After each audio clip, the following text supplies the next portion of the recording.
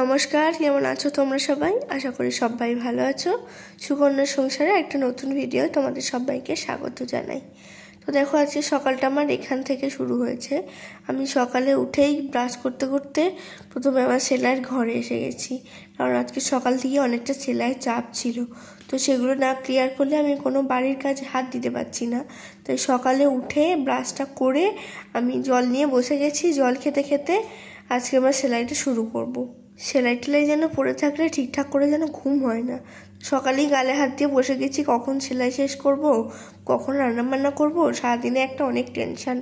সারাদিনে তো কম কাজ থাকে না, সেগুলো সব নিয়ম মতো সময় মতো করতে হবে।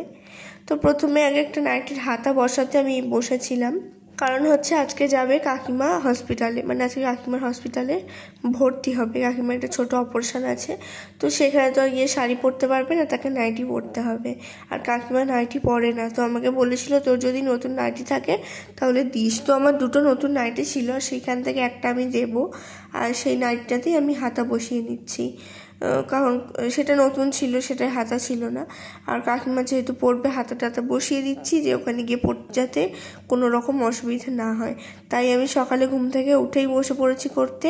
কাকিমা একটু পরেই যাবে ওখানে, তো আজকে ভর্তি হয়ে যেতে পারে, সেই জন্যই আজকে তাড়াতাড়ি সেলাইটা করে আমি জিনিসটা পাঠিয়ে দিচ্ছি, কারণ আমি এখন আদৌ যেতে পারবো কি। তো কলকাতায় কাকিমা ডাক্তার দেখাতে যাবে, ওখানে ডাক্তার কালকে গেছিলো, তো রিপোর্ট দেখে আজকে ভর্তি নেবে সেই বুঝে। আর এদিকে বোনের একটা ব্লাউজ ছিল, সেটা আমি নিয়ে এখন বসেছি। এটা নাকি ওর গায়ে ফিটিংস হচ্ছে না, একে তো অত রোগা মেয়ে, তারপর এটা নাকি ওর গায়ে হচ্ছে না, ছোট হচ্ছে। তো আমি দেখছিলাম কিভাবে কি বাড়াবো। একবার ভাবলাম ওকে ডেকে নিয়ে পরিয়ে দেখে নিই কতটা খুলতে হবে, তাহলে সেই অনুযায়ী সেলাইটা খুলে নেব। সেই বিয়েবাড়ির সময় ফিটিংস করেছিলাম।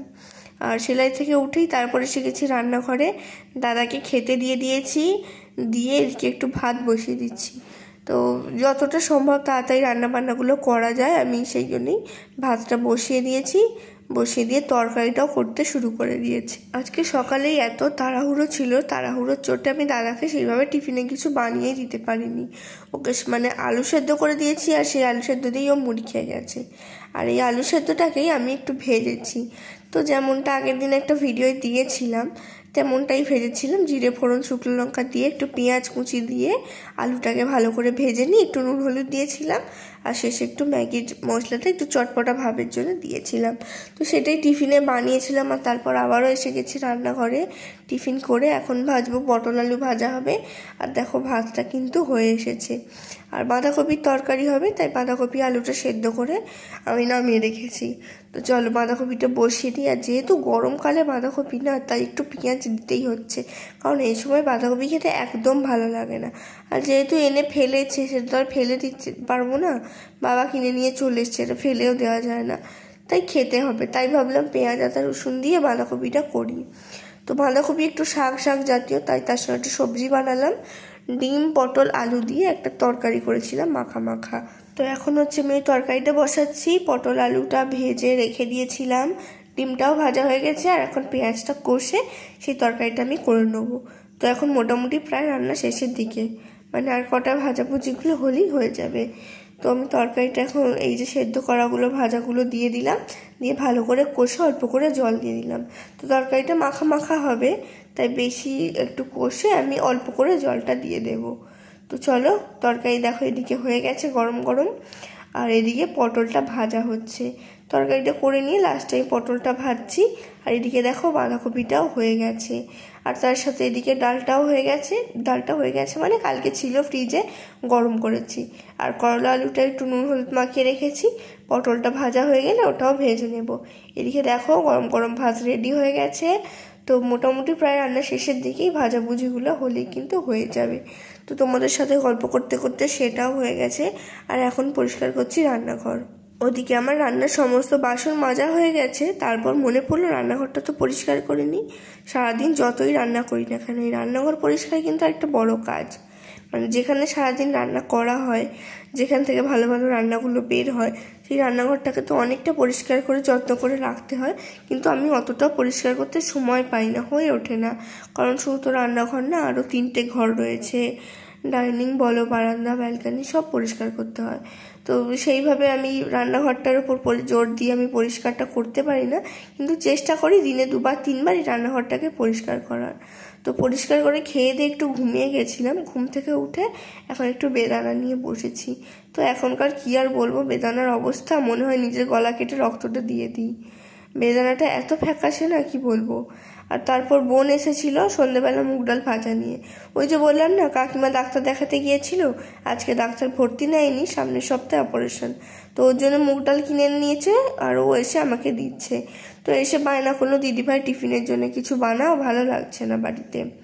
মানে ওর বাড়িতে কোনো কিছু খাবার না থাকলে ও সোজা আমার বাড়িতেই আসে, এসে বলে যে আমায় কিছু বানিয়ে দাও। আর যদি কোনো তরকারি থাকে তাহলে সেটা দিয়ে টিফিন করে, আর যদি কিছু না থাকে তখন ওকে একটু ফাস্টফুড বানিয়ে দিতে হয়। আর আজকে বাড়িতে চাউমিনটা ছিল, তাই ভাবলাম একটু চাউমিনই করি, আর করছি যখন সবার জন্যই করি। তো একদিন হাফ করেছিলাম আর হাফটা ছিল, তো সেটাই আমি সেদ্ধ করে নিয়ে পেঁয়াজটা ভেজে সেখানে চাউমিনটা দিয়ে ভেজে নিয়েছি, তার মধ্যে ডিমটাও দিয়ে দিয়েছি, আর লাস্টে খালি ম্যাগির মশলাটা দেবো। তো তেমন কিছু সবজি ছিল না, তাই একটু বেশি ডিম আর বেশি পেঁয়াজ দিয়েই করা হলো। আর শেষে এখন একটু পেঁয়াজ আর শসা ছড়িয়ে দেব, গাজরটা থাকলে আরও বেশি ভালো হতো, কিন্তু নেই বাড়িতে, যেহেতু হঠাৎ করেই হয়েছে সেজন্য আর কিছু ছিল না বাড়িতে। তো এগুলোই আমি এখন দিয়ে দিলাম, আর দিয়ে এবার সোজা চলে যাব খাওয়া দাওয়া করতে। একটু সস দেবো এতে। তো আমার বোন কিন্তু খুব খুশি হয়ে গেছে এরকম চাউমিন পেয়ে।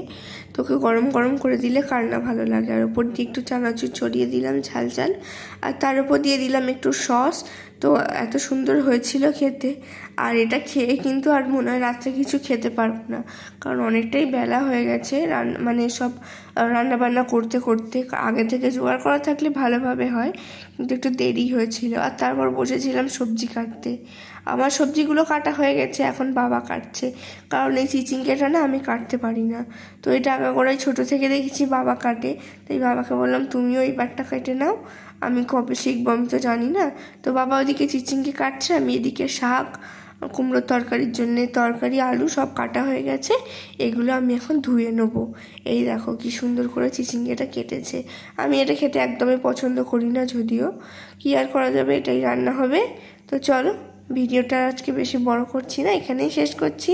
সবার কেমন লাগলো সবাই আমায় লাইক কমেন্ট শেয়ার করে জানিও। দেখা হবে একটা পরে ভিডিও, আজকের মতো টাটা।